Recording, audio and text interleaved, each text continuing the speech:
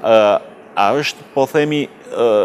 i dobishëm për shoqërinë, edhe nëse këto qëndrime ndoshta shkencërisht nuk janë të drejta, por vetëm krijimi i një habitati të diskutimit të lirë, pa komplekse, thjesht një prej linjave ose mesazheve pozitive në rastin e librave si ky. Po themi. Unë jam i tharë i debatit hapur dhe për këtë arsye dhe kam shkruar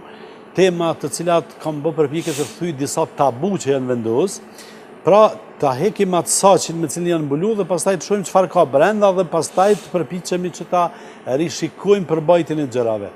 Normalisht unë kurr nuk pres, më thonë, miratimin e gjithë turmës, sepse atë njerëzit intelektualët zakonisht, edhe shkencëtarët, janë gjithmonë pakic dhe gjithmonë janë para, si më thonë, shumicës, ashtu që ata gjithmonë i shoqërojnë një farë keqkuptimi permanent dhe pas disa vitesh ndodh që shumë të në raste miratohen idetë e tyre të cilat në një kohë janë refuzuar. Prandaj, domthon, në këtë kuptim unë edhe besoj edhe Lubonja dhe shumë njerëz që merren me këtë punë janë të qetë, sepse s'kemi arsye për të qenë nervoz, kemi arsye që për popullin tonë, për kombin tonë të punojmë sa më shumë që është e mundur,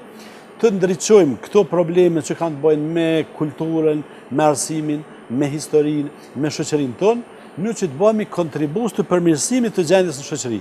Kjo është kauza, nuk ka kauzë tjetër, sepse po të shikoni domethënë anën materiale. Për shembull, të autorëve që shkruajnë libra,